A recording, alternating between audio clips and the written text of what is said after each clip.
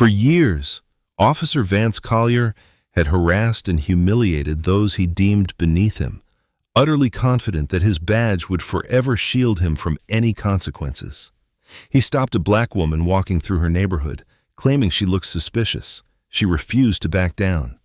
Words quickly escalated into threats, and threats erupted into force. Collier drew his gun, and in the chaotic struggle, it fired. He arrested her on the spot, convinced she had paid dearly for daring to stand up to him. He believed the encounter was over, that the consequences would belong only to her. But Collier had no idea who he was truly dealing with. That woman was no ordinary pedestrian. She was Director Serena Blake, the FBI director. He thought she would stay silent. He trusted his badge to protect him. He expected the system to bury the truth, just as it always had. But this time the system would not save him, because Serena Blake was not walking away. She was fighting back with every ounce of her strength and resolve. Before we go any further, comment where in the world you are watching from and make sure to subscribe. The city still felt half asleep, its streets quieter than usual under the soft light filtering through the trees. Birds rustled faintly in the branches lining the sidewalks, and the occasional jogger passed by with a nod or glance. Director Serena Blake moved at a steady pace, earbuds tucked into her jacket pocket as she absorbed the peaceful morning sounds around her. She cherished these quiet walks, rare moments when she could simply be herself, free from meetings, titles, or the crushing weight of impossible decisions. Her path curved through a peaceful neighborhood of brick row houses, their windows catching glints of sunlight. A couple sat on their porch, sipping coffee from matching mugs. Serena waved back as they smiled her way, her steps calm and measured. She crossed at the corner, her gaze sweeping down the block to check the traffic light, even though no cars approached. That was when she saw the patrol car angled awkwardly toward the curb, its engine running. The officer inside was not typing on a laptop or scanning a clipboard. He was watching her. Serena noted him but did not change her stride. She had seen that look before. Not casual observation, but cold assessment and judgment, measuring her presence against some invisible standard.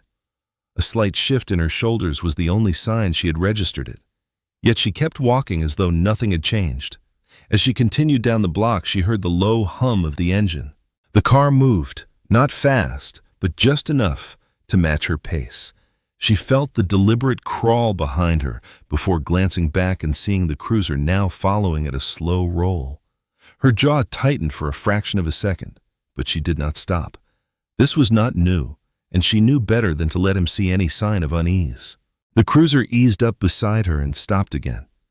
This time the door creaked open, and the officer stepped out onto the sidewalk. "Ma'am?" The word was polite, but carried a note of command. Serena turned, her expression calm yet inquisitive. Yes. The officer was tall and solidly built, with a close-cropped haircut that matched his pressed uniform. His tone was measured, but his body language radiated authority rather than genuine inquiry. "Morning," he began, his eyes scanning her. "Just wanted to ask, do you live in the area?" The question sounded casual, yet Serena knew it was anything but innocent. "Yes, officer, I live nearby," she replied, keeping her voice steady. "Is there a problem?" He nodded slightly, as though weighing her answer. "Not a problem, ma'am, just doing my rounds. We've had some reports of unusual activity around here recently, so I'm keeping an eye out." Her eyebrow lifted slightly. "Unusual activity?" she asked. "I'm just out for a walk." "Sure, I get that," he said, shifting his weight. "But you see, we've had some people loitering and a few cars broken into. Just making sure everyone's where they're supposed to be." Her lips pressed into a thin line for a moment. Then she spoke evenly. "I haven't seen anything like that. It's a quiet neighborhood." He smiled faintly, but there was no warmth behind it. "Yeah, that's what they always say. You sure you haven't noticed anything out of place?" Serena kept her tone calm but firm. "I'm certain." The officer's gaze lingered on her for a beat longer than necessary. Then he tilted his head. "Mind telling me exactly which house you live in?" Her patience thinned, yet her voice remained steady. "Officer, I've answered your questions. I don't believe I need to provide you with that information." Something shifted in his stance. It was subtle, but the air seemed to tighten. His smile disappeared, replaced by a faint scowl. Well, I'm just trying to keep the area safe, ma'am, he said, his tone sharpening slightly. If you don't want to cooperate, that's up to you. But it's going to look a lot better for you if you work with me here. Serena tilted her head slightly, meeting his gaze without blinking. I'm not refusing to cooperate. I'm just asking why you need this information. His posture stiffened, and his hand rested casually on his hip, not on his gun, but close enough to make a chilling point. The tension grew thicker as he squinted at her, as though trying to decide what game she was playing. I'd hate to have to take this any further, sir, he said, his voice quieter now, more deliberate. You seem like a reasonable person. Don't make this harder than it needs to be. She exhaled slowly, keeping her stance relaxed. Officer, she said, her voice firm but calm, I've done nothing wrong. If there's something you suspect me of, I'd like to know what it is. Otherwise, I'd prefer to finish my walk. The muscles in his jaw tightened, and his fingers tapped once on his belt. The air felt heavy, the kind of moment where small decisions could shatter lives. Serena held her ground, her eyes steady on his. Officer Vance Collier's voice dropped lower. You think you can just walk away from me? Her silence spoke louder than words, and that silence, strong, unflinching, was the moment when things began to spiral. Collier shifted his weight, his stance widening as if to make himself seem larger. The subtle calm she carried, arms relaxed and posture steady, only deepened the furrow in his brow. His fingers hovered near his hip, not quite touching his belt, but close enough to send a menacing message. Ma'am, he said again, his tone sharpening, I'm asking you for some ID. Let's keep this simple, all right? Serena's expression remained neutral. Officer, I'm out for a walk. Is there a reason you need my ID? Collier exhaled, his lips tightening. You're in an area where we've had complaints, break-ins, trespassing, and I see someone walking around without a care in the world. That's why I need to confirm who I'm talking to. Serena tilted her head slightly. Is there a description of a suspect I match, or any specific report that would involve me? He frowned. I'm just asking a question. If you got nothing to hide, then this should be easy.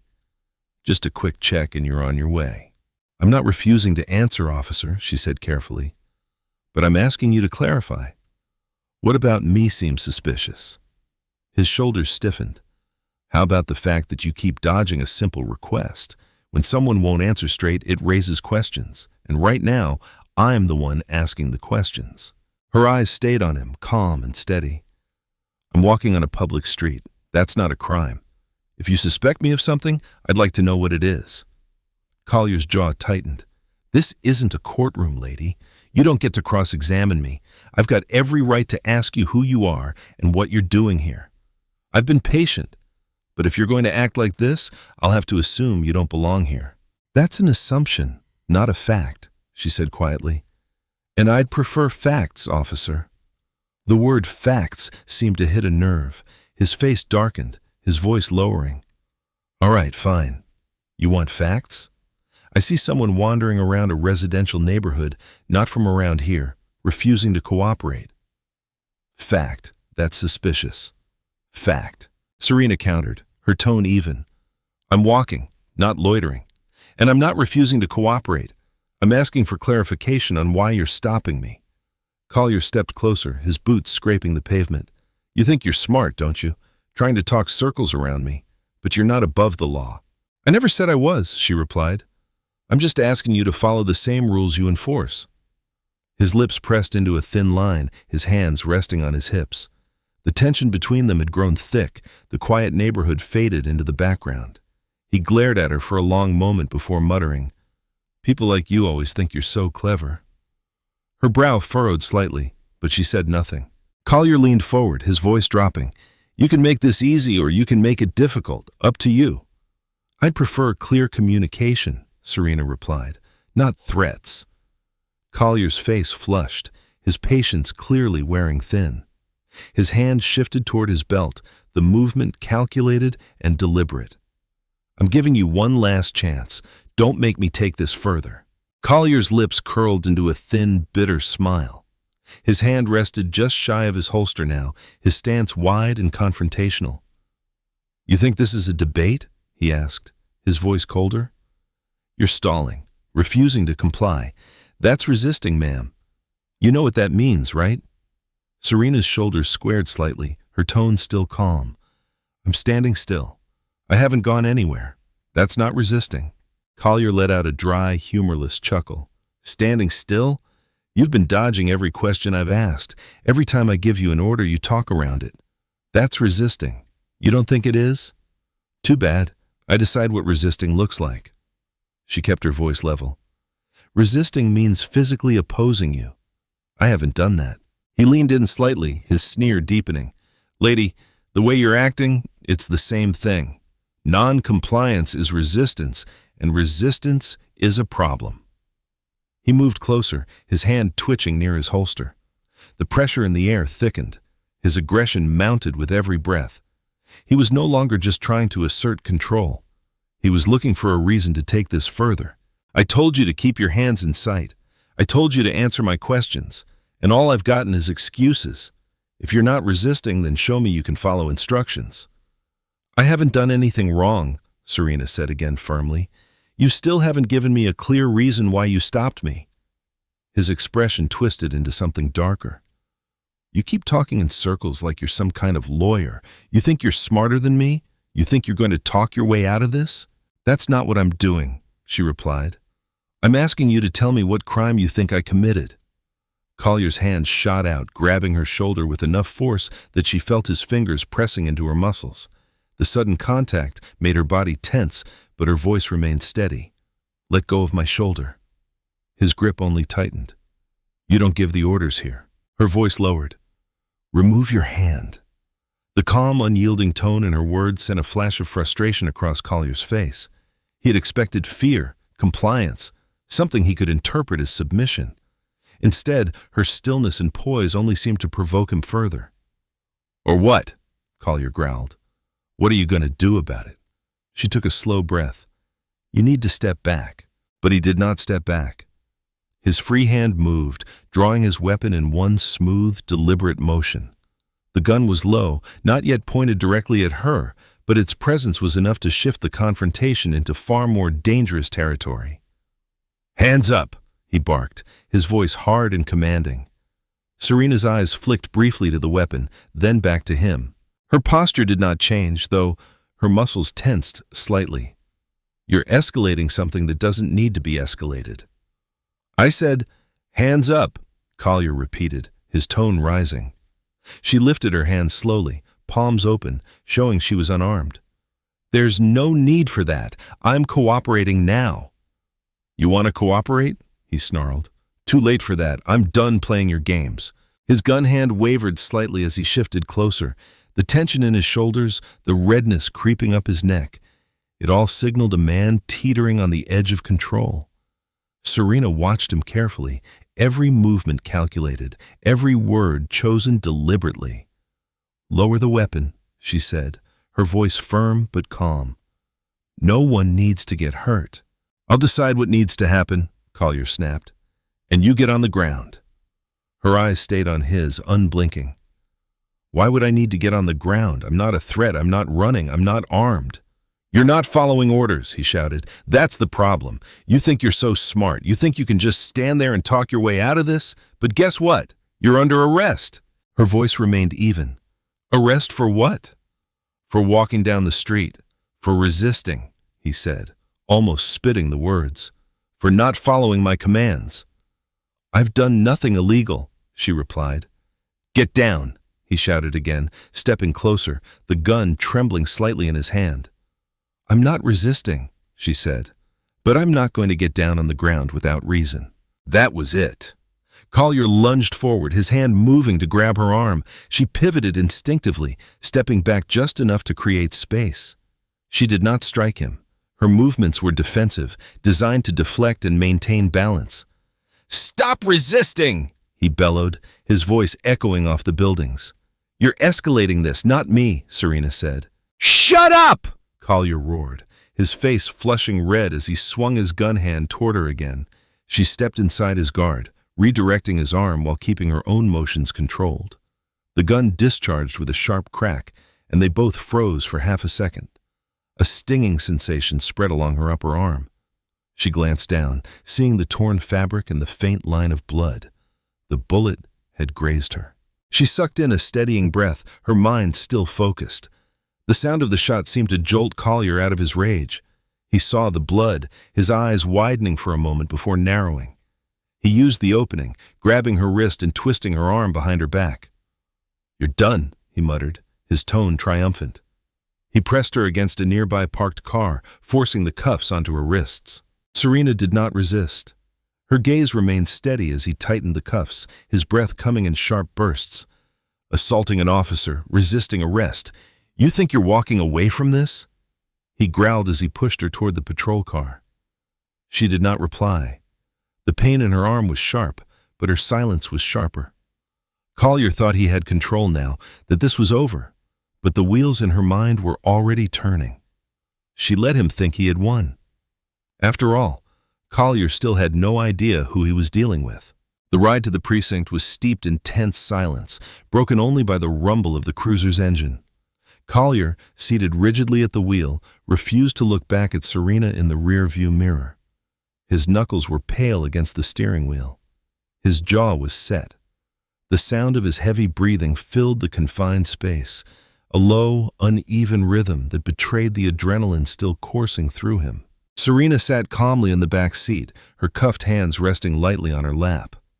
Her upper arm throbbed where the bullet had grazed her, the tear in her sleeve a subtle reminder of how quickly things had escalated. Despite the sting, she remained composed, her posture steady. Her eyes were fixed forward, observing the road ahead, but giving no indication of discomfort or unease. Collier muttered under his breath occasionally, almost as if he could not help it. "Thinks she can just talk her way out. Can't believe the nerve. People like her always think—" The words were fragmented, trailing off into a frustrated sigh. The city's calm began to break as they neared the precinct. The streets grew busier, the sidewalks more populated. The cruiser's reflection passed over rows of shop windows and office facades. Serena remained silent, her thoughts methodical. She had made the decision not to reveal who she was. Not yet. It was not a question of ego. It was about letting the process run its course, about exposing Collier's actions in full light with no room for him to claim ignorance or confusion. The truth would speak for itself, and Collier would not see it coming. As the cruiser turns into the precinct lot, Collier finally glanced at her in the mirror. His eyes were cold and hard, searching for some hint of remorse or fear, something he could latch onto. When he saw none, his lips pressed into a tight line. They pulled into a space near the entrance. Collier slammed the gear into park, stepped out, and yanked open the rear door. "Out," he said tersely. Serena moved deliberately, stepping out of the car with her usual composure. Collier gripped her arm roughly, his way of asserting control, but she did not react. Her poise seemed to irritate him more than any resistance would have. She could feel the tension radiating off him as he led her toward the station. Inside, the station buzzed with its usual energy. Officers were at their desks, typing up reports, chatting over coffee, and fielding calls. Collier strode in, his grip firm on her arm, and the low murmur of activity began to falter. People looked up, some pausing mid-conversation. It was not often that Collier brought in someone personally, and it was even less common to see him visibly agitated. Captain Isabel Reyes, a sharp-eyed woman in her early 50s, emerged from her office at the sound of Collier's heavy boots.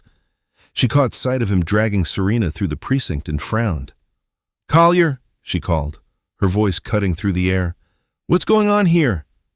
"Got a suspect who resisted arrest," Collier replied curtly, barely sparing her a glance as he headed for the processing desk. Reyes's eyes narrowed as she watched him. Something about his tone and posture made her pause. She looked at Serena, taking in the blood-stained sleeve and the way she carried herself. Calm, poised, far from the disorderly picture Collier was trying to paint. Reyes stepped in front of Collier, her hand up to stop him. "Hold on. Let me see her ID." Collier stiffened. "I haven't processed her yet." "Then do it now," Reyes said, her voice firm. "If she resisted, you should have her information. Let's make it official." Collier hesitated, his jaw working. He pulled out his radio. "Run the name Serena Blake," he said, glaring at the officer behind the desk. "Check her in the system." The officer, a young man named Mills, nodded and started typing. The moment stretched, the clatter of keys punctuating the silence. Collier stood with his arms crossed, the tension in his body evident. Reyes watched him closely, her arms folded, waiting. Mills's eyes widened slightly as he stared at the screen. He looked up at Collier, then at Reyes. "Captain, we have a situation." Reyes stepped closer. "What is it?" Mills cleared his throat, his voice lowering. She's listed as the director of the FBI." The words seemed to hang in the air, heavy and unavoidable. Reyes turned sharply toward Collier, her expression sharp. "What? That can't be right," Collier said, his voice rising. She can't. That's..." His words stumbled over each other as his face turned pale. The confidence, the aggression, the arrogance, all of it drained away in an instant. Reyes, now glaring at him, stepped forward. "What the hell happened out there, Collier? What did you do?" I didn't know," Collier stammered. She didn't tell me who she was." Reyes raised an eyebrow. "And you didn't think to ask before it got to this point? You shot her, you arrested her, and you didn't even check her ID." She was resisting," Collier insisted weakly. "She wouldn't cooperate." "She's the director of the FBI," Reyes said, her tone cold and sharp. "The highest-ranking law enforcement official in the country, and you decided to manhandle her, shoot at her, and arrest her without knowing who you were dealing with?" Collier's mouth opened, but no words came out. His shoulders slumped as he realized the gravity of what he had done. Reyes turned to Serena, her voice losing some of its edge. "Director Blake, are you all right?" Serena gave her a small, composed nod. "I'm fine, Captain, but we need to address what happened here." Reyes nodded slowly, her mind already racing through the implications. She turned back to Collier, her expression dark and unreadable. "We'll be reviewing everything. Your body cam footage, the dash cam, your report, every single detail." Collier opened his mouth, but Reyes raised a hand to silence him. "Don't say another word. Not until internal affairs is finished." He stood frozen, his earlier bravado long gone. The weight of the moment had drained the color from his face. Around the room, officers exchanged glances, the tension palpable.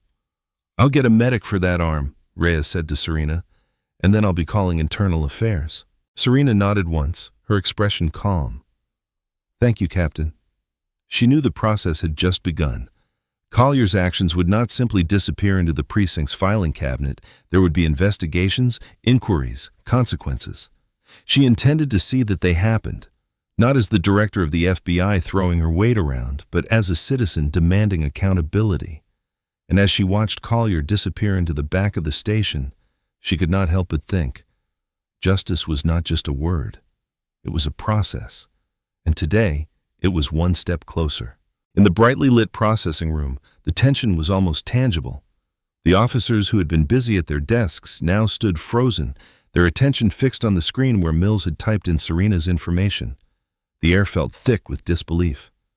"She's the director of the FBI," Mills repeated, his voice trembling slightly. Captain Reyes, already stepping forward, stopped short as if the words hit her like a sudden gust of wind.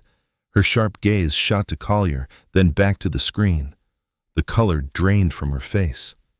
"Are you sure?" she demanded, her voice low and controlled. Mills nodded. "I double-checked it. It's her." The murmurs that had started quietly around the precinct fell away, leaving a heavy silence. Eyes darted between Collier and Serena, then back to the captain. A few officers stepped back, their expressions shifting from casual curiosity to something closer to alarm. Collier, standing stiffly by the processing desk, still had not fully processed what Mills had said. His expression was a mask of stubborn confidence. He leaned in, his lips twisting into a smirk. "Director of the FBI, that's a good one," he scoffed. "She doesn't look like any director I've ever seen." Reyes turned sharply toward him, her hands slicing through the air. "Collier, shut up!" The sudden command left him momentarily stunned. The smugness faded from his face, replaced by a flicker of confusion. His eyes darted to the screen, then back to Reyes. "You don't believe this, do you? She was resisting. She wouldn't give me ID. I had to." "Had to what?" Reyes snapped, her voice rising. "Shoot her? Drag her in here like a common criminal? You just arrested the highest-ranking law enforcement officer in the country, and you didn't even know who she was." Collier's lips parted, but no words came out. His confidence wavered as he finally began to grasp the gravity of the situation. The other officers watched, their faces a mixture of shock and dread. No one spoke, but the weight of what was happening pressed down on everyone. Serena, still standing calm and composed despite her cuffed wrists and the faint streak of blood on her sleeve, looked at Reyes with an air of quiet authority. "Captain Reyes," she said evenly, "I'm glad you're here. I think we need to discuss what just happened." Reyes nodded slowly, her eyes flicking once more to Collier, who now seemed frozen in place. "You don't say," Serena continued, her tone measured and deliberate.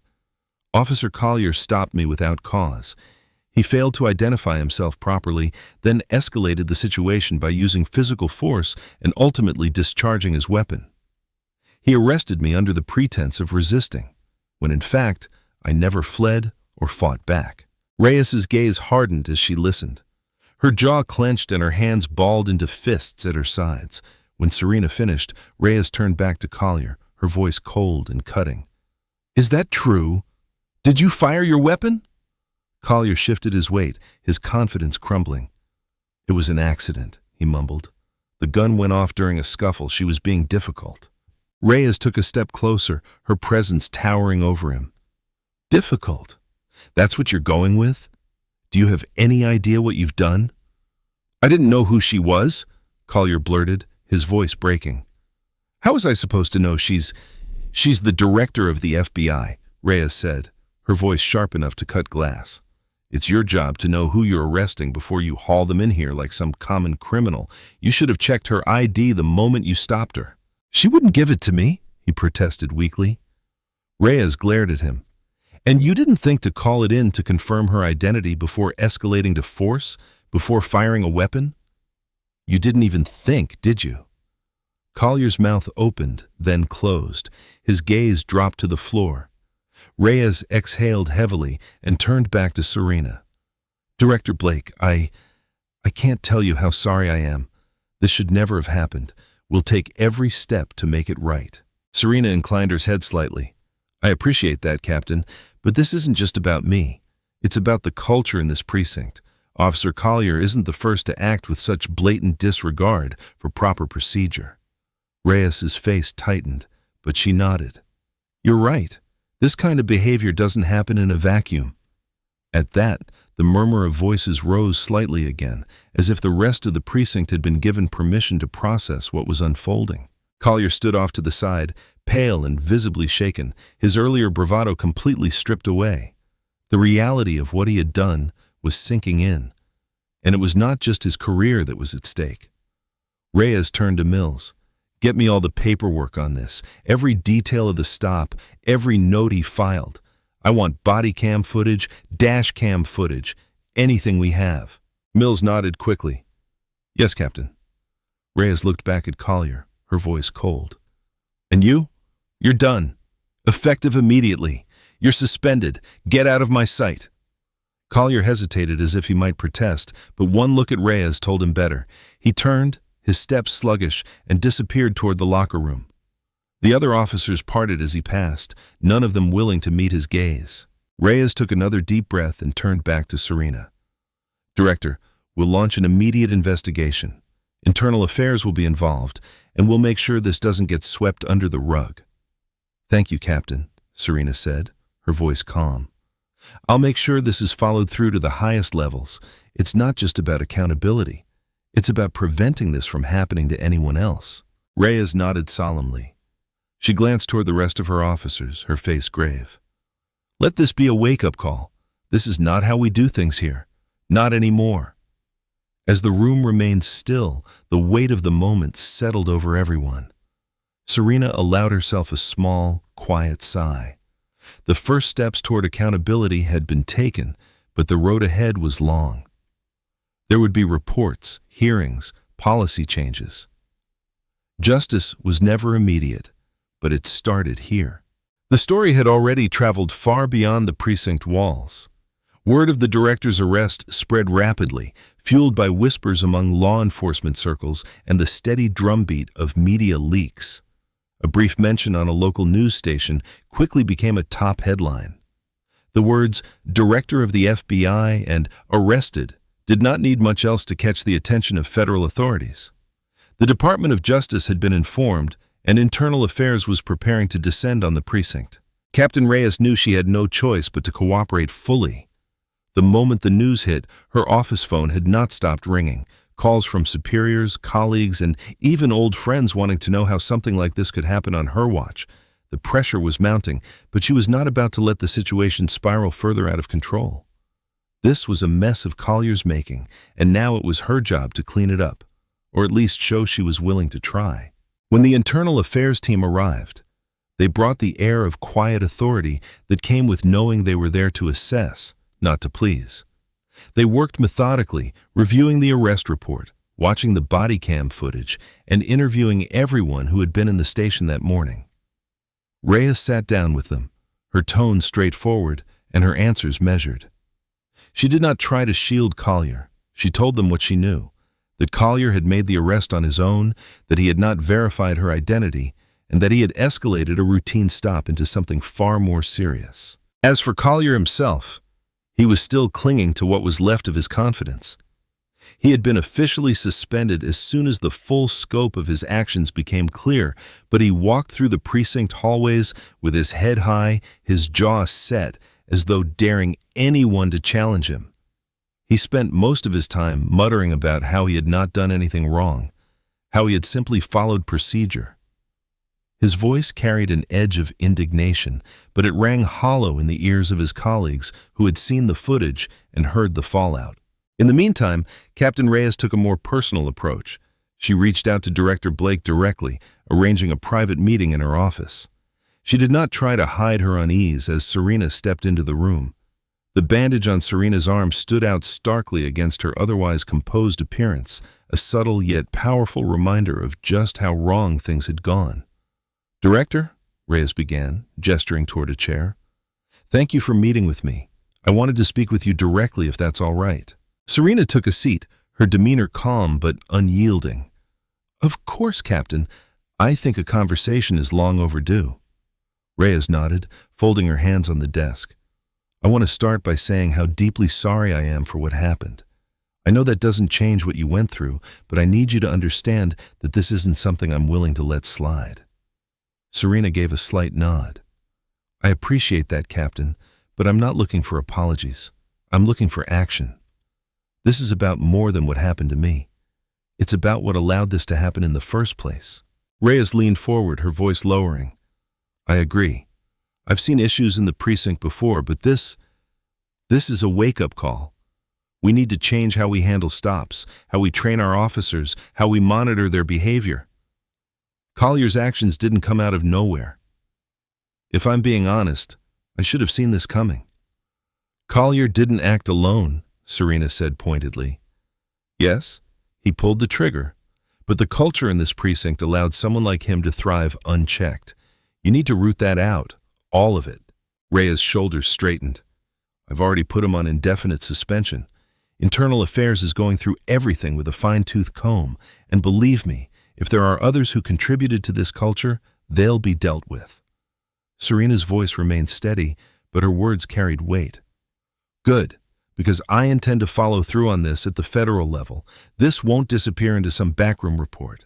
This is going to be addressed, and everyone will know why it's being addressed." Reyes met her gaze, the seriousness of the situation fully sinking in. "Understood, Director." As they finished their conversation, Reyes felt the shift, the realization that the precinct was no longer just a local operation. It was now under scrutiny at the highest levels, and that scrutiny was not going to fade anytime soon. Meanwhile, Collier's bravado continued to crack. The murmurs in the station about his actions turned into outright stares. Officers who had once joked with him now avoided him, their glances filled with disapproval or disbelief.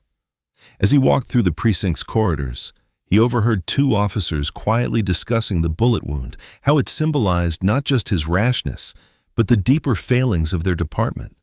They were not just talking about his mistake. They were talking about what it meant, about what needed to change. Collier clenched his fists as he walked past them, his face burning.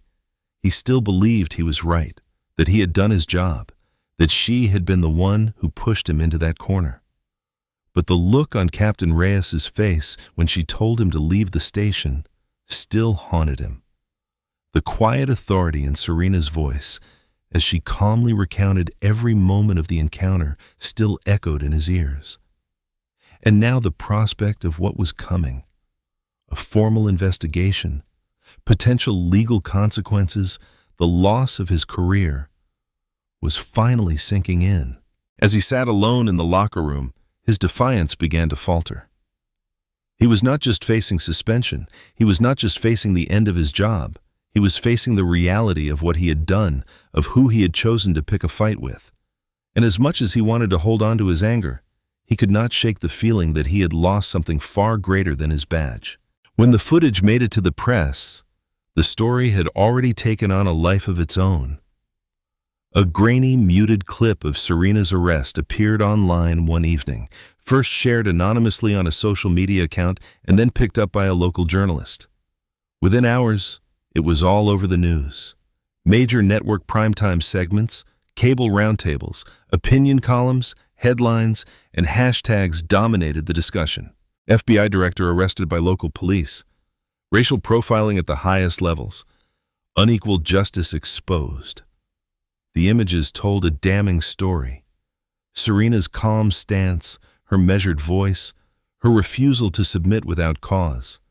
Collier's aggressive posture, his escalating tone, and finally, the loud, unmistakable crack of a gunshot.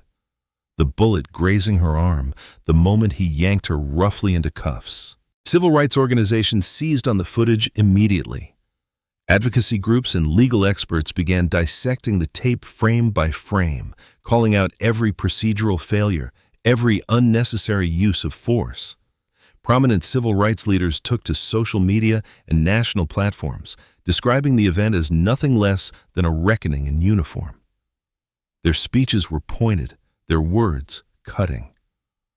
If the director of the FBI can be treated this way, what does that say about our justice system? What does that say about the ordinary citizens who don't have the weight of a federal title behind them? The term stuck. Reckoning in uniform became a rallying cry, a hashtag, a shorthand for something that had been brewing beneath the surface for years. It was about Collier, yes, but it was also about the broader system that allowed him to act with impunity. News outlets began running segments not just about the arrest, but about the precinct itself. Investigative reports surfaced citing internal documents, anonymous sources, and the precinct's long history of misconduct complaints. And Collier was not the only one under scrutiny. His record was unearthed and dissected. Excessive force complaints that had been quietly closed, disciplinary actions that went nowhere. Testimony from citizens who had filed reports against him only to see those reports vanish into departmental limbo. Every piece of information fed the growing outrage. The local police union attempted to push back at first, calling it a misunderstanding, but the footage told a different story, one that was impossible to spin as the public outcry reached a fever pitch. Serena was called to testify before a federal review board. The hearing was broadcast live and millions tuned in. She sat at the long table, calm and composed, the bandage on her arm, a stark reminder of what had happened. Her words were measured, deliberate, but there was no mistaking the quiet fire behind them. "I was stopped without cause," she began, her voice steady. "I asked for clarification. I was not given any. When I refused to comply with a baseless order, the situation escalated. I was physically detained, and a firearm was discharged. The gunshot was a result of unnecessary force." The room was silent as she spoke, save for the clicking of keyboards as journalists live tweeted every word. Serena outlined the events calmly, but with enough detail to make the gravity of the situation clear. She described Collier's tone, his body language, the moment he drew his weapon. She described the sound of the shot, the sting of the bullet grazing her arm, and the way she was forced into cuffs as if she were a common criminal. The footage was played again for the board, this time in a controlled official setting. The room watched as Collier's aggression unfolded in stark clarity. His words were loud, heated, his gestures sharp and forceful. Serena's responses, by contrast, were calm and measured. She did not move aggressively. She did not raise her voice. She simply stood her ground. The final moments of the footage, Collier firing the gun and the rough handcuffing, drew audible gasps from some in the audience. On social media, commentators dissected every frame. One legal analyst wrote, "It's impossible to see this as anything other than a gross misuse of power. This isn't law enforcement, this is pure escalation." As the testimony concluded, Serena left no doubt about what needed to happen next. "This isn't just about one officer," she said. "This is about a culture that allows officers like him to act without accountability. That culture has to change here and across the country." The national response was swift. Protests outside the precinct swelled. Citizens held signs with slogans like "Justice for Serena," "Reckoning in Uniform," and "No one is above the law, not even the police." The precinct became a symbol of something larger than itself, and Collier became the poster child for unchecked authority. For Collier, the walls were closing in. His record, once quietly buried in departmental files, was now public knowledge. He watched as commentators on television and online tore into his history. Every use of force complaint, every citizen who had filed a report against him, every dubious traffic stop, all of it was out in the open. And every time he tried to explain himself, his voice carried a little less conviction. The excuses that might have worked in private fell flat under the scrutiny of millions. The local police department, the city government, and even state officials were now on notice. This was no longer just about Collier. It was about the entire system that had let officers like him thrive. The term "reckoning in uniform" had gone viral, and it was not going away anytime soon. Back at her office, high above the bustling streets of Washington, D.C., Serena settled into her chair and began drafting the first of many policy proposals. The weight of recent events hung over her, but it only sharpened her focus. She had spent her career navigating power structures, identifying weaknesses, and building solutions. Now she turned that experience toward reforming the very system that had failed so spectacularly. Her first step was a detailed memo to the Justice Department's Civil Rights Division. It outlined a proposal for federal oversight of the precinct paired with a pilot program designed to combat the systemic flaws that had allowed someone like Collier to thrive. Serena's plan was comprehensive, targeting every stage of the policing process: mandatory bias training, community oversight panels, routine audits of officer conduct. Nothing was off the table. She called it the Accountability and Cultural Reform Pilot Program. "This isn't just about holding one officer accountable," she explained during an initial meeting. "It's about rebuilding trust at every level, from the precinct to the public." Not everyone in the room was convinced. One Justice Department official leaned forward, his expression skeptical. "Director, these are ambitious changes. You're talking about federal oversight on a level we haven't seen before. How do you intend to get buy-in from the local authorities?" Serena met his gaze without hesitation. "By showing results. We start with one precinct, make it a model for transparency and accountability. If it works there, we'll have a template to expand nationwide. We can't wait any longer for incremental fixes. The public's trust is at stake." Her words carried the quiet authority of someone who had not only witnessed failure, but had lived through it, felt its impact firsthand. The officials exchanged glances, their murmurs faded into nods. The pilot program was approved to move forward with Serena's office leading the initiative. As the federal plan began to take shape, Serena reached out to Captain Reyes. She knew the cooperation of local leadership would be essential, and Reyes had already shown a willingness to confront what had gone wrong under her watch. But now Serena needed more than cooperation. She needed commitment. The first meeting between them took place in the precinct's conference room. It was a stark setting, a rectangular table, chairs arranged in neat rows, a projector sitting idle in the corner. Reyes stood by the window when Serena entered, the faint lines around her mouth tightening as she turned to greet her. She gestured to a chair, her tone measured but cautious. "Director Blake, thanks for coming." Serena offered a polite nod as she took a seat. "I appreciate you making the time, Captain. We have a lot to discuss." Reyes remained standing for a moment longer, her arms crossed. "I want to be clear from the start. I'll cooperate with your initiative. I know what happened here can't happen again, but I'll admit I'm concerned. This precinct, well, it's not an easy place to make changes." "Yeah, it doesn't have to be easy," Serena replied. "It just has to happen."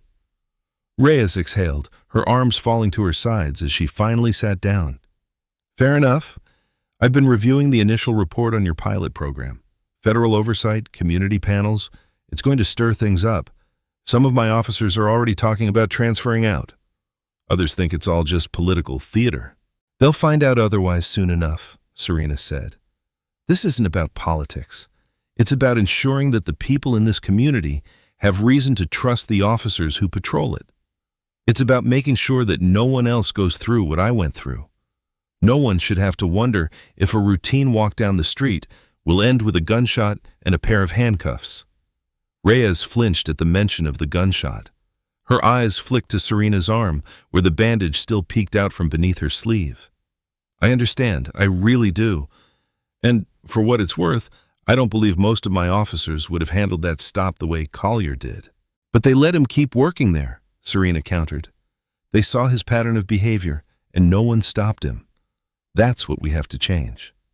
Reyes nodded slowly. "You're right, and I'll do whatever it takes to make it happen." The room fell quiet for a moment.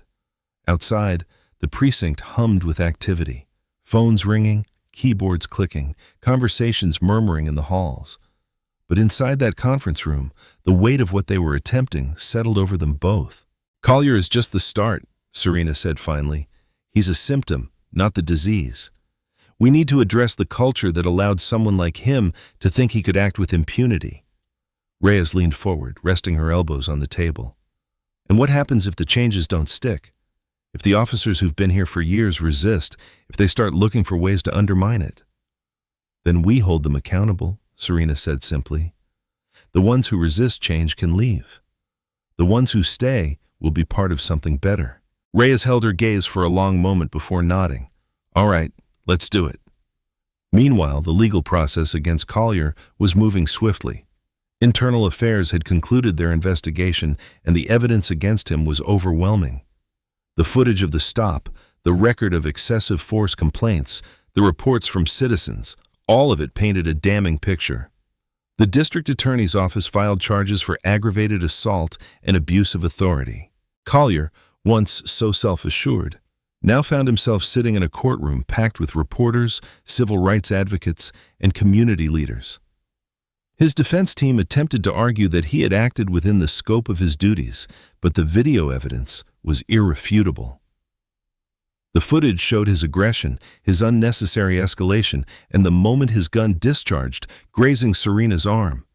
His history of complaints and disciplinary actions only reinforced the argument that he had repeatedly abused his position. As the trial unfolded, Collier grew quieter. The defiance he had once displayed at the precinct was gone, replaced by a grim awareness of the consequences he now faced. When Serena took the stand to testify, she did so with the same calm authority that had defined her throughout the ordeal.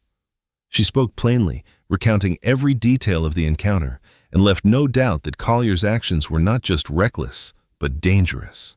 The jury deliberated for less than a day. The verdict was guilty on all charges. Collier sat silently as the decision was read, his head bowed. The courtroom erupted in murmurs, and outside a crowd that had been waiting began chanting. The community had its answer. Justice, however delayed, was served. In the period that followed, the pilot program began to take root. Federal monitors visited the precinct regularly, observing shifts and reviewing records.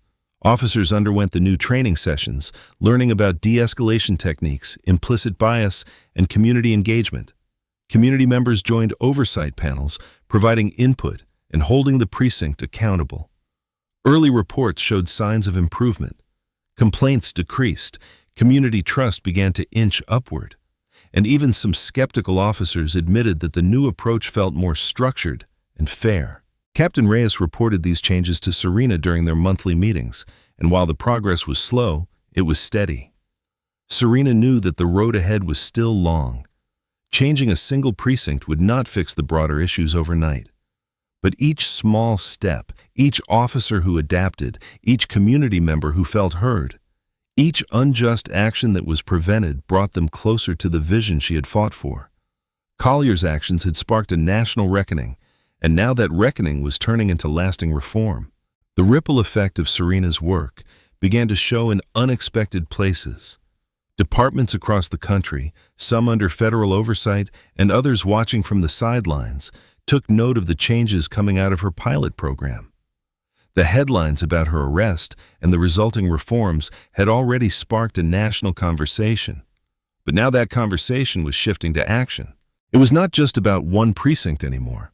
It was about a model that could be replicated, adapted, and improved upon. At first, the changes were small. A handful of departments quietly started pulling misconduct records from their archives, comparing complaints that had previously gone unresolved. In one city, a precinct commander implemented a new simplified complaint filing system after attending one of Serena's workshops.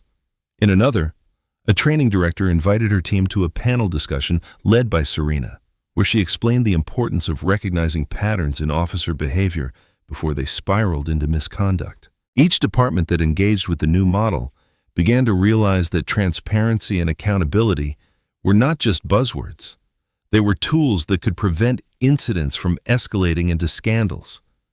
At the original precinct where it all began, the transformation was even more tangible. Reyes, now fully on board with the reform efforts, introduced sweeping changes. Body cameras became standard issue for every officer on every shift. Mandatory sensitivity training sessions were scheduled twice a year, and they were not just a check-the-box exercise. The sessions included interactive scenarios, community panel discussions, and lectures from civil rights historians. Officers were no longer able to brush them off as meaningless lectures. They were engaged, challenged, and sometimes uncomfortable. The new officer auditing program was perhaps the most controversial reform. Every officer's record, from complaints to commendations, was now reviewed quarterly by a panel that included not just department leadership, but also community members and independent auditors. Reyes held a meeting shortly after the program was announced.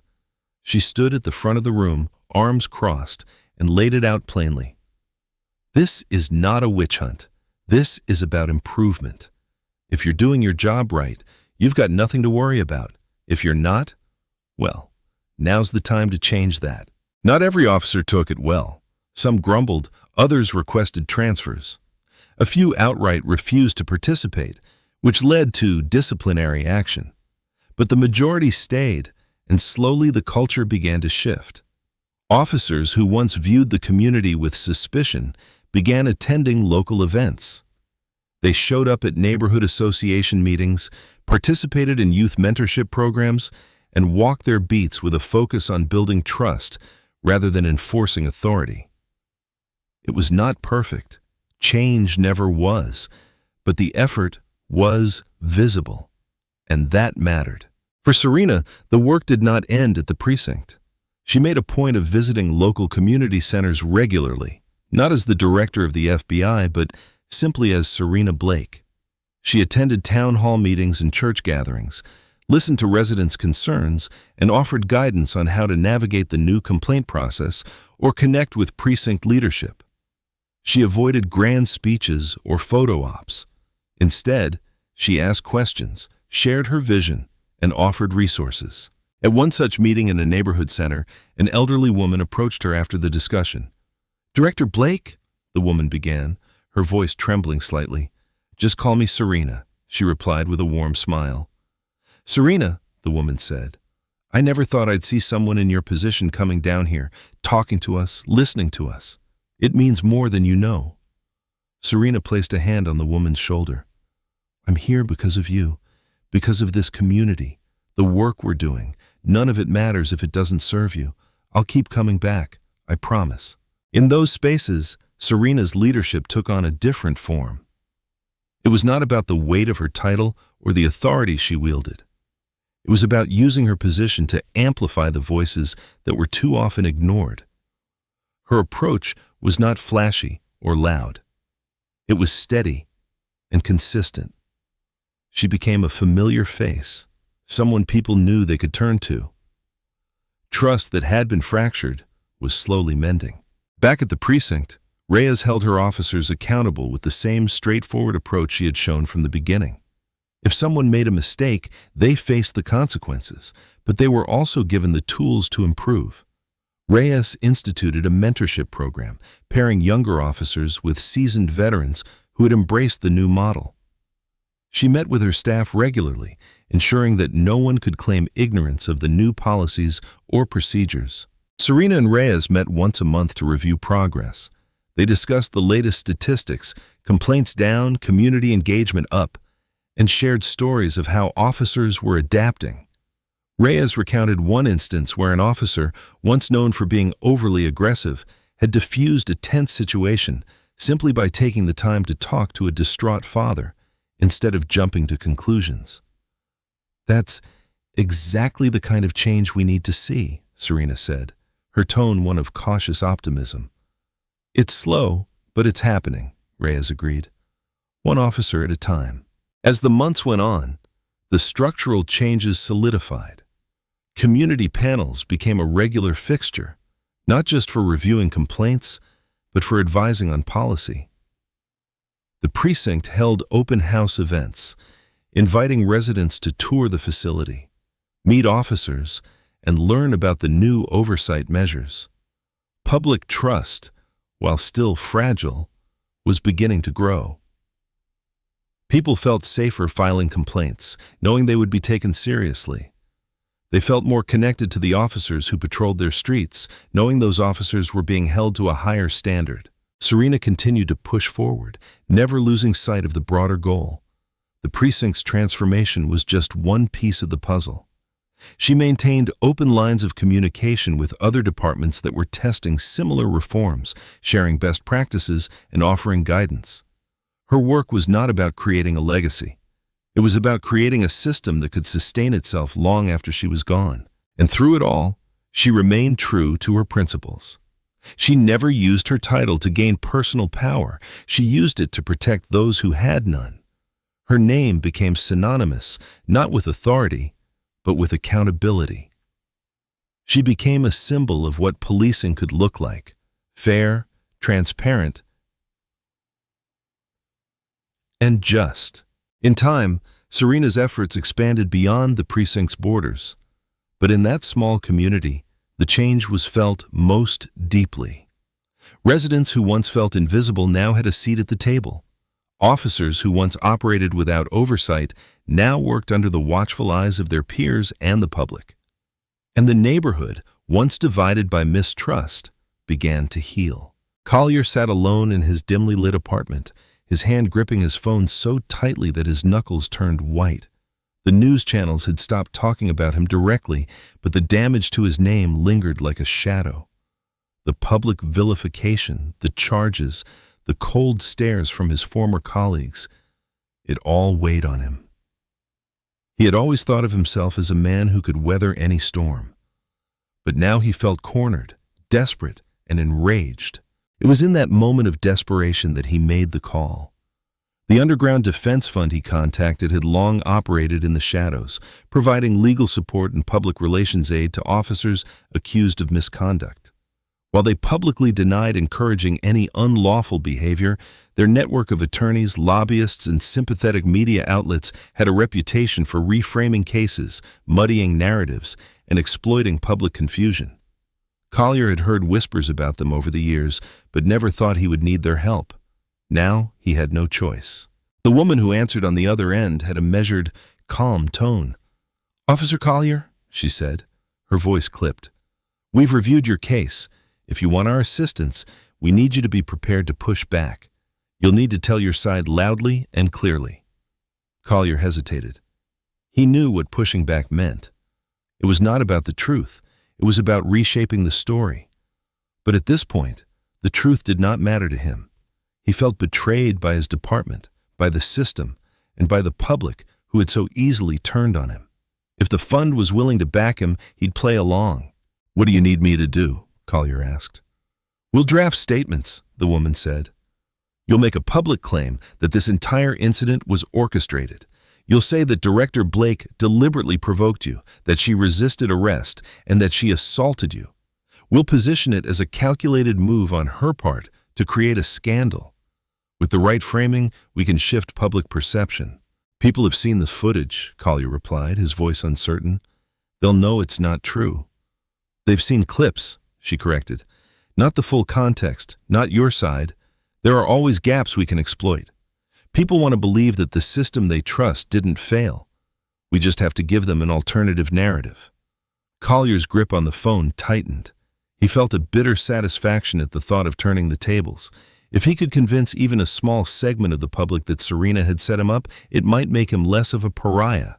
And if he could plant doubts in the minds of those investigating him, maybe, just maybe, he would find a way out of this mess. Over the following period, a coordinated campaign emerged.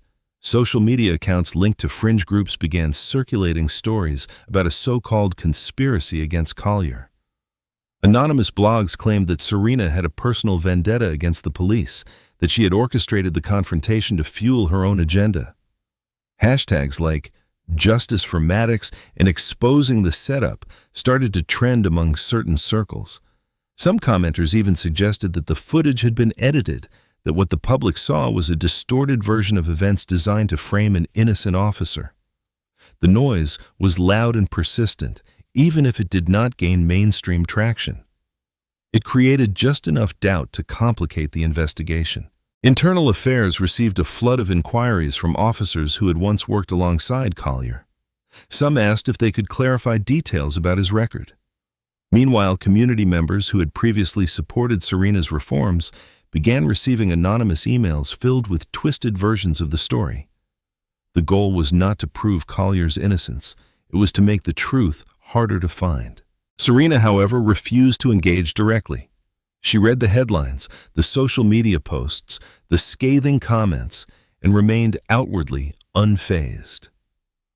"We stick to the evidence," she told her team during a strategy meeting. "The moment we respond to those claims, we validate them. Let them shout. We'll let the facts speak for themselves." Instead of fighting the noise, Serena doubled down on her efforts to uncover more evidence of systemic issues within the precinct.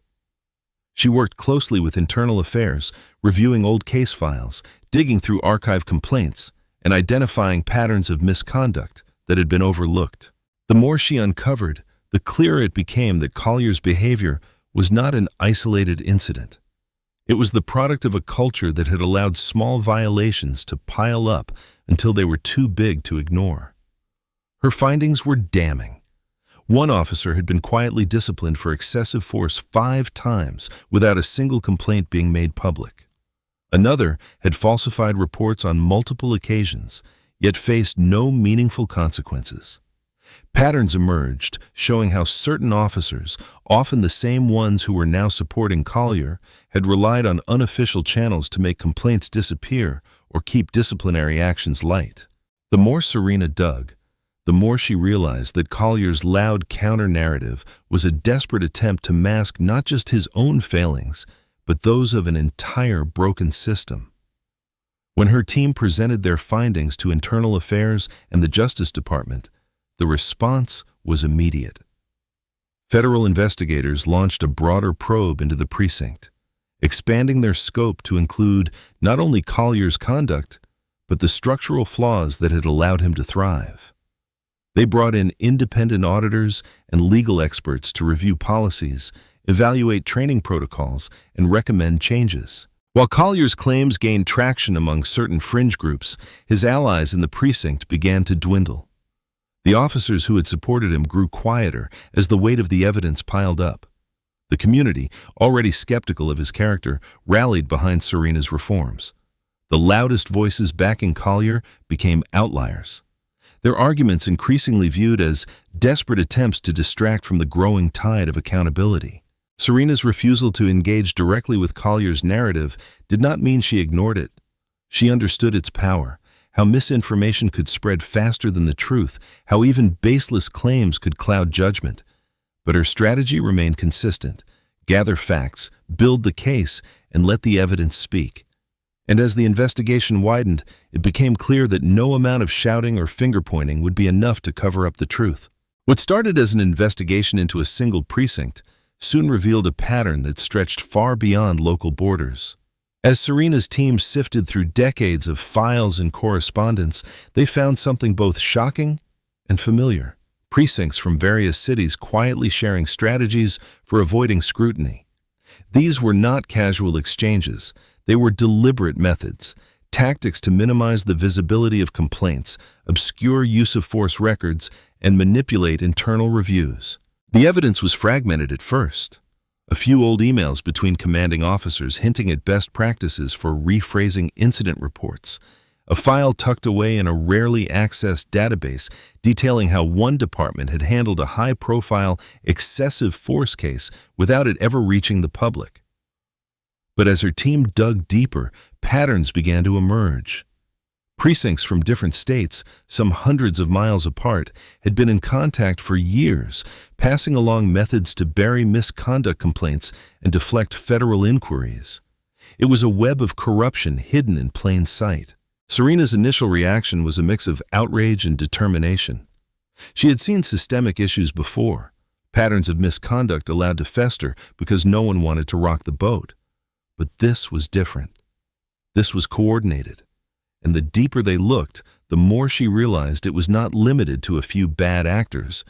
It was a culture entrenched and quietly maintained by a network of officers and administrators who believed they were above accountability. "This isn't just a local problem," Serena told her team during a late-night strategy session. Her voice was calm, but her words carried weight. "What we've found so far shows a national pattern. These precincts aren't operating independently. They're learning from each other, sharing techniques, and deliberately avoiding oversight.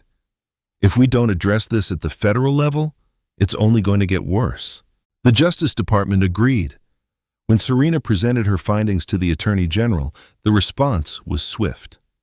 A national task force was formed, bringing together federal investigators, civil rights attorneys, and forensic auditors. Their mission: dismantle the network, expose its practices, and put safeguards in place to prevent it from ever rebuilding. Serena was appointed as a key advisor, her role essential in guiding the task force through the tangled web of data and relationships. For weeks, the task force pored over thousands of documents, interviewed whistleblowers, and tracked down retired officers who had once participated in the network. Some cooperated willingly, providing details on how the system operated. Others stonewalled, claiming ignorance or blaming long-gone administrators. Slowly, the pieces began to fit together. Serena's office became the nerve center of the operation. Her desk, usually neat and organized, was now covered in charts and printouts, arrows connecting precincts, lists of names tied to buried complaints, dates and times of key exchanges. Maps of the United States were pinned to the walls, dotted with color-coded marks showing the extent of the network's reach. But even as the investigation grew, Serena never lost sight of her original goal. This was not about settling scores or painting all officers with the same brush. It was about exposing the structures that allowed misconduct to flourish and creating a framework for lasting reform. She spent long hours drafting recommendations for policy changes. Each time the task force uncovered another layer of the network, Serena and her team worked to develop solutions. Mandatory public transparency for all internal investigations, whistleblower protections for officers who reported misconduct, federal oversight panels that could step in when local authorities failed to act. Yet for all the progress, the work was not without its challenges. The network's supporters, both those still on the force and those long retired, fought back in ways both subtle and overt. Anonymous emails arrived in Serena's inbox, threatening her reputation. News outlets aligned with fringe groups ran editorials claiming the investigation was a federal overreach, a political hit job. Some of the precincts involved began destroying records or claiming that files had been lost in server outages. Every step forward seemed to prompt a new roadblock. Despite these hurdles, Serena stayed focused. She leaned on her team, her allies in the Justice Department, and the communities who were now rallying behind the reforms. Community leaders, civil rights organizations, and even some current officers who had grown tired of the old system began speaking out in favor of the task force's work. Public support for reform grew, even as the network's defenders tried to sow doubt. The shift from one rogue officer to a national pattern of corruption was significant. It changed the tone of the entire conversation. What had begun as outrage over a single incident had evolved into a broader reckoning. The headlines now read, "National Task Force Targets Police Misconduct Network. Federal Probe Reveals Systemic Cover-Ups and a New Era of Accountability." As the task force built its case, the pressure mounted. Some precincts preemptively started their own internal audits, hoping to clean house before federal investigators arrived. Officers, once loyal to the old ways, quietly resigned or retired.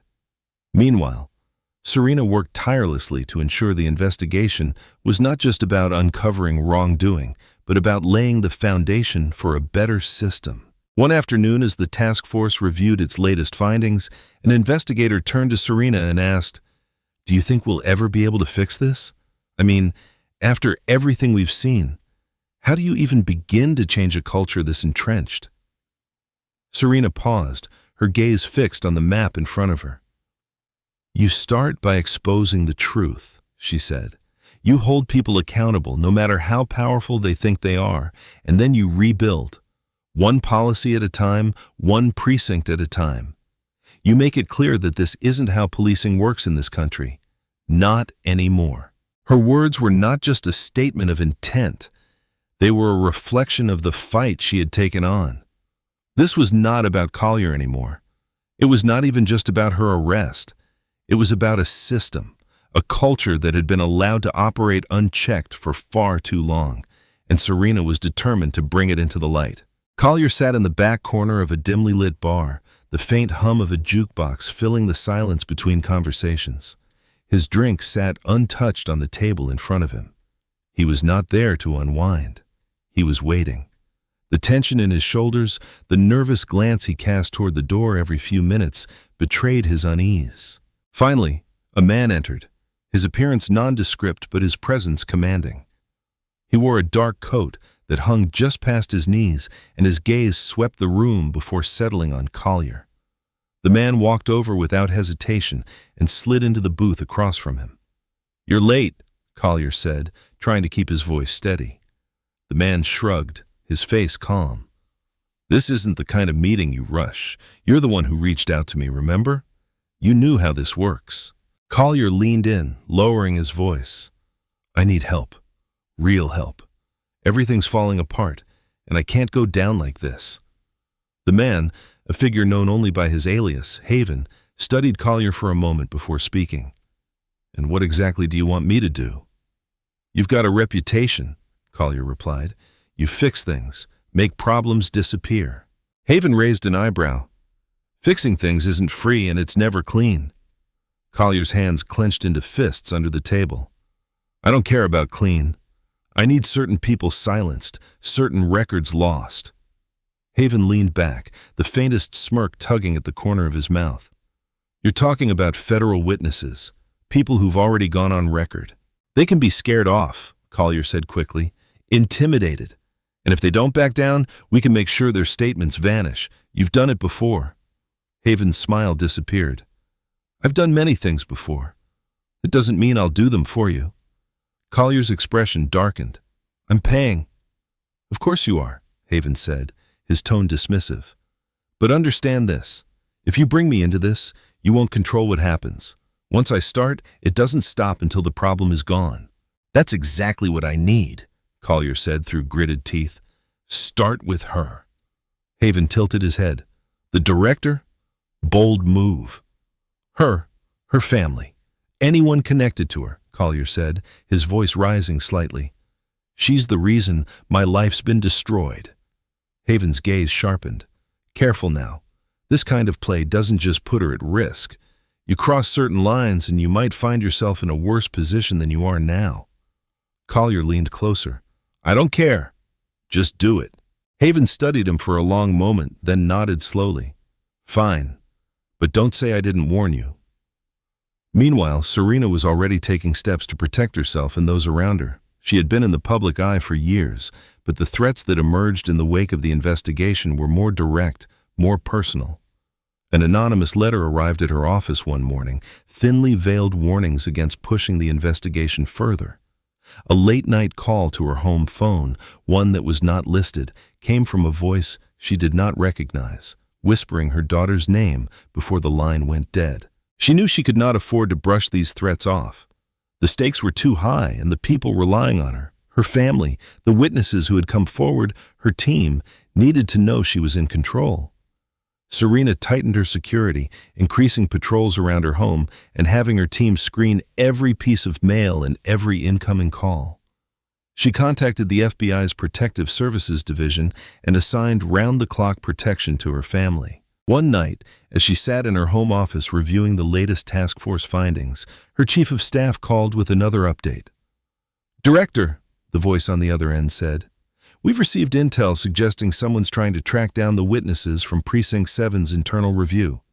They've been digging into addresses, family members, financial records. Serena's grip on her pen tightened. Who? We don't have a name yet, but we know they're working through intermediaries.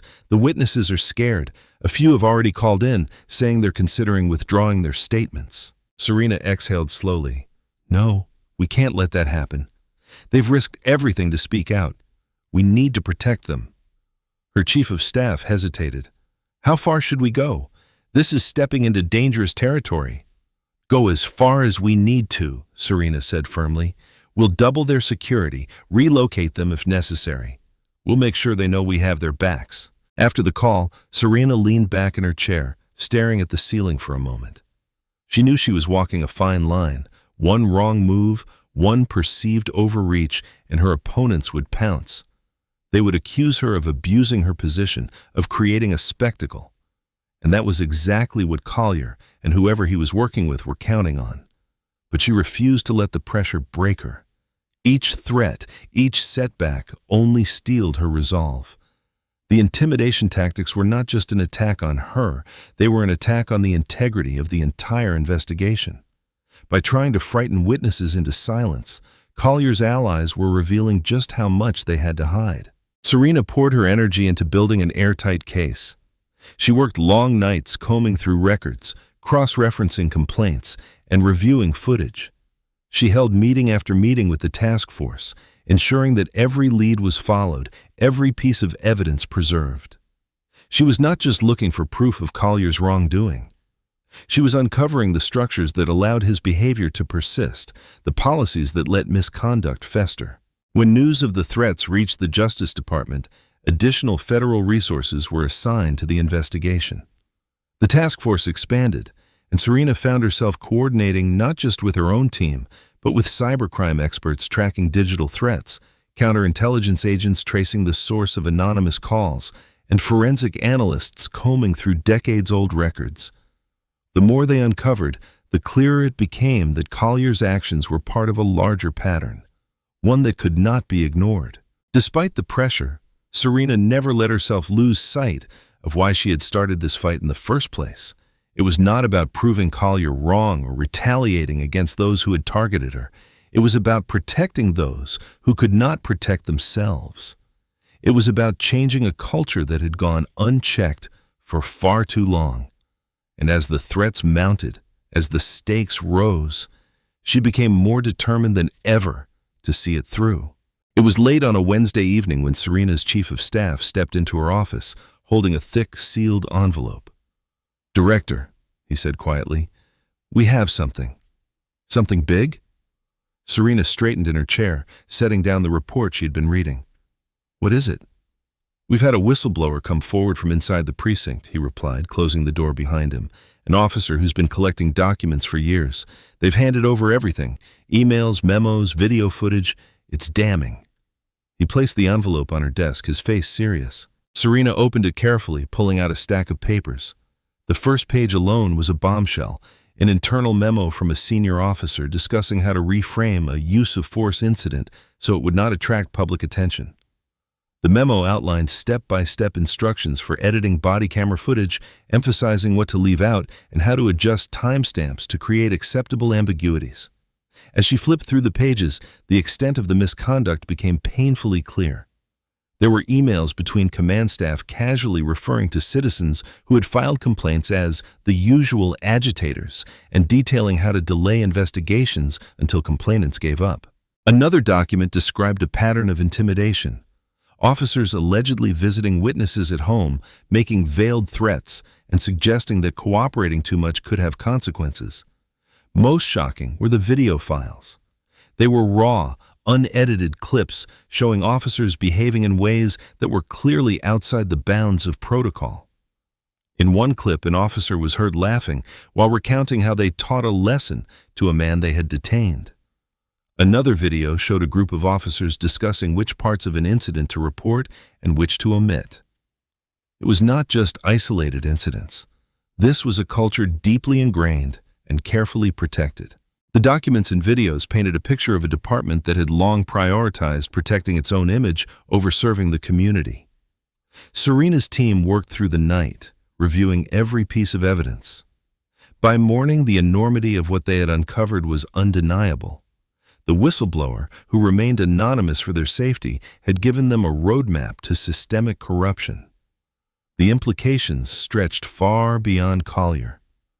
"This changes everything," one of her investigators said as they reviewed the footage. "With this kind of evidence, we're not just talking about reform. We're talking about a complete overhaul." Serena nodded, her expression grave. "This is the proof we've been missing. Now we have to use it." When news of the documents broke, the reaction was swift and fierce. Collier's remaining allies, those who had publicly defended him, joined him in spreading counter-narratives, or remained silent as the truth emerged, began distancing themselves immediately. Statements of support were quietly deleted from social media. Former colleagues who had once praised Collier now offered no comment. The tide had turned, and Collier found himself increasingly isolated. The public, already skeptical of the department's credibility, was now fully outraged. The release of the documents and footage set off a national conversation about policing practices, transparency, and accountability. Civil rights leaders and community advocates who had long called for change used the evidence to demand sweeping reforms not only in Serena's precinct, but across the country. One by one, key figures from Collier's inner circle abandoned him. A former commander who had once vouched for him issued a public apology, saying, "I was wrong to defend him. I didn't know the full extent of his actions, and I can't stand by them." A local police union, under pressure from its members in the community, withdrew its support and called for an independent review of its own internal policies. The silence around Collier grew louder and more telling. Meanwhile, Internal Affairs worked quickly to review the whistleblower's evidence. Within weeks, they issued a set of sweeping recommendations. The precinct was ordered to implement mandatory transparency measures, including public access to all use-of-force reports, routine audits by independent reviewers, and a ban on editing body camera footage without full disclosure.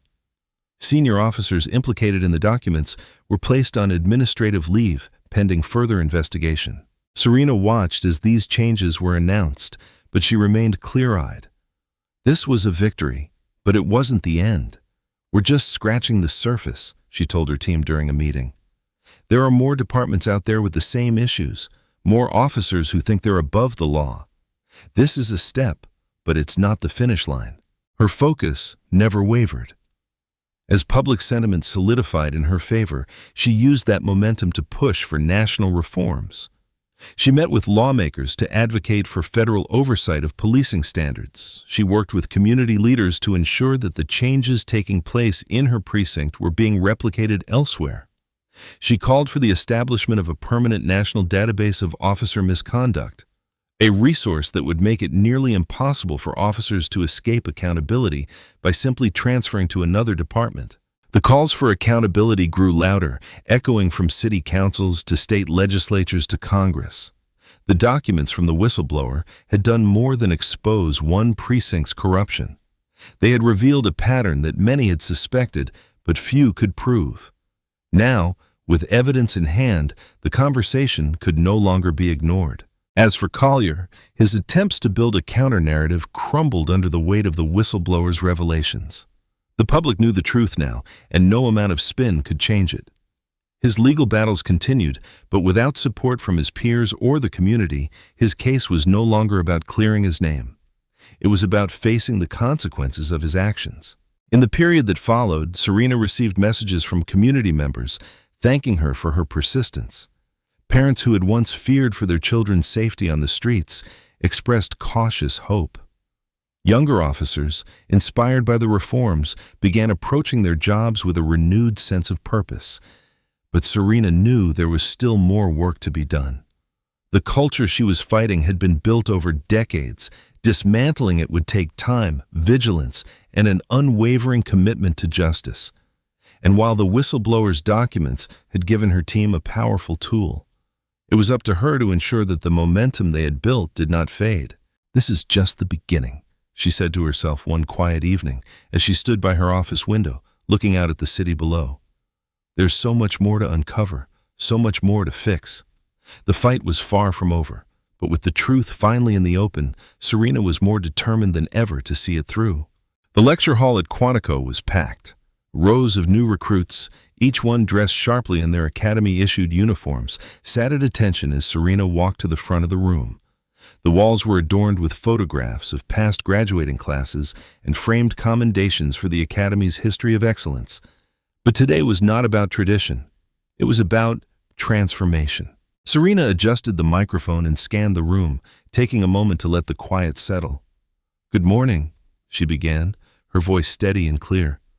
"I won't stand here and tell you that the job you've chosen is easy. It's not. Being an agent, serving your country, is one of the most difficult paths you can walk, but it's also one of the most important." Her gaze moved across the room, meeting the eyes of the young men and women who had chosen to follow in her footsteps. The events of the past year have shown us that the badge you wear, the oath you take, and the trust placed in you by the American people are not guarantees. They must be earned every single day.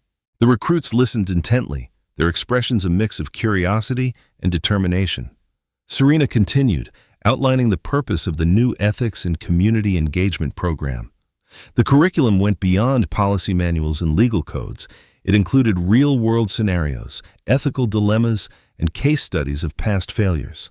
It was designed to instill not just knowledge, but a mindset, one that prioritized accountability, transparency, and empathy. "We'll teach you the law," she said. "We'll teach you investigative techniques, counterintelligence strategies, and how to handle high-pressure situations. But most importantly, we'll teach you how to lead with integrity.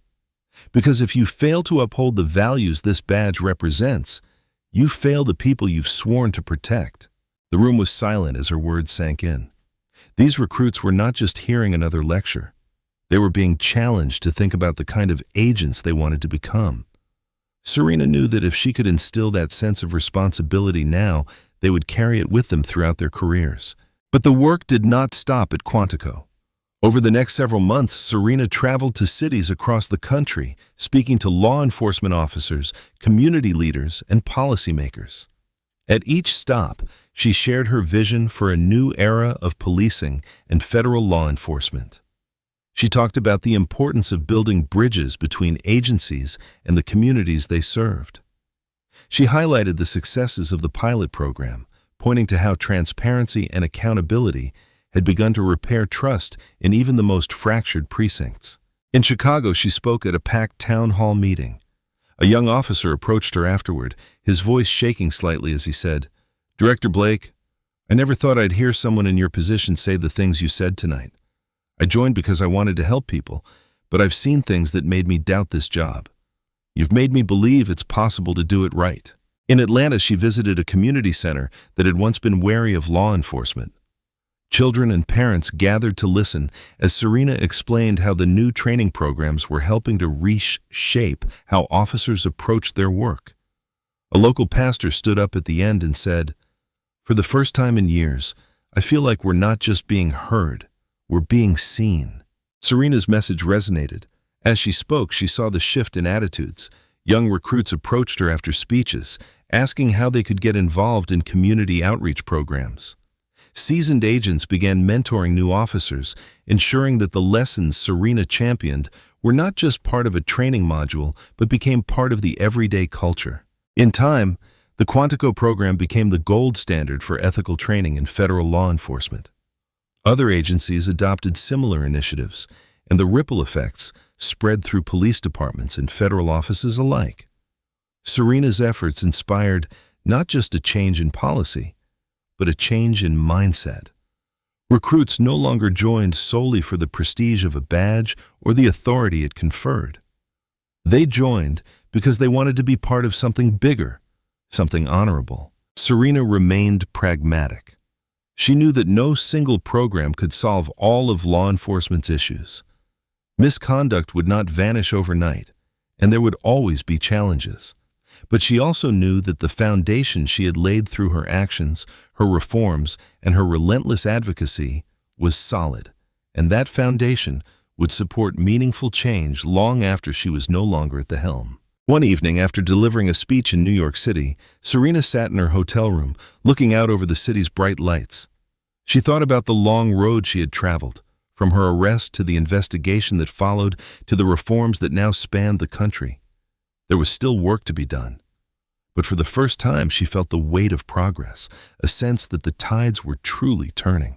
"Director Blake," a young journalist had asked her after the speech that night, "do you think you'll ever see a perfect system?" "No," she had replied without hesitation. "Perfection isn't the goal. The goal is a system that corrects itself, that holds itself accountable, that never stops trying to improve. The goal is a system that protects the people it serves.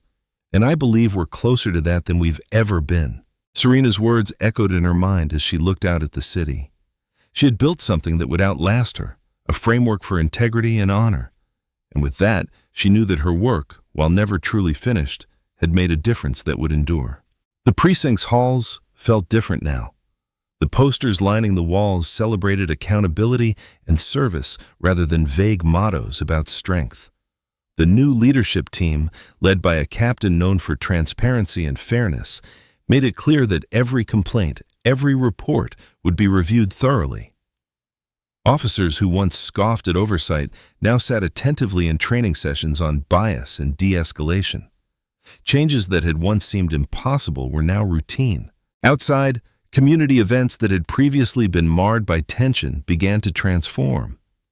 Neighborhood cookouts hosted by precinct officers were no longer met with suspicion, but with smiles.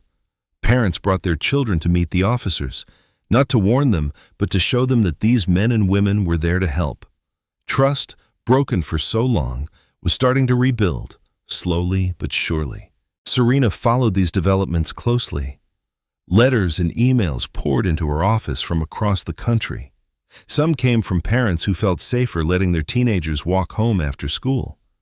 Others were from officers themselves, new recruits who saw her as an inspiration, and veterans who admitted they had once doubted change was possible.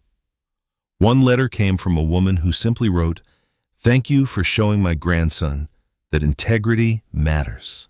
Serena kept the letters neatly organized in a box on a shelf, not out of pride, but as a reminder of why she had started this fight in the first place.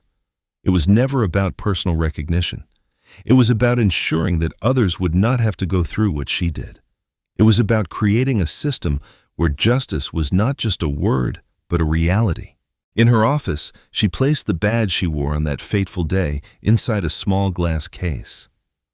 It sat on the edge of her desk, not as a trophy, but as a solemn reminder.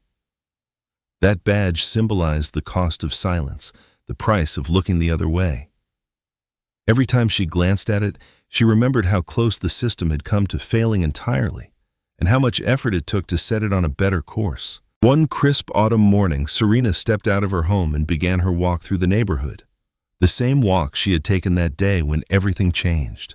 This time, as she turned the corner, she saw two officers patrolling on foot.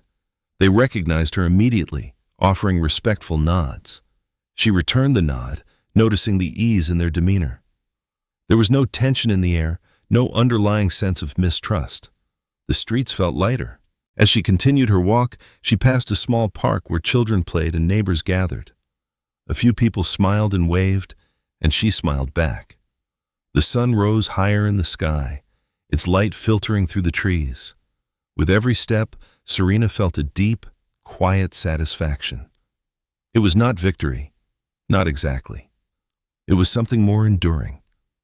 It was the knowledge that she had played a part in ensuring justice did not just arrive that day, but that it stayed. I hope you enjoyed that story. Please share it with your friends and subscribe so that you do not miss out on the next one. In the meantime, I have handpicked 2 stories for you that I think you will enjoy. Have a great day.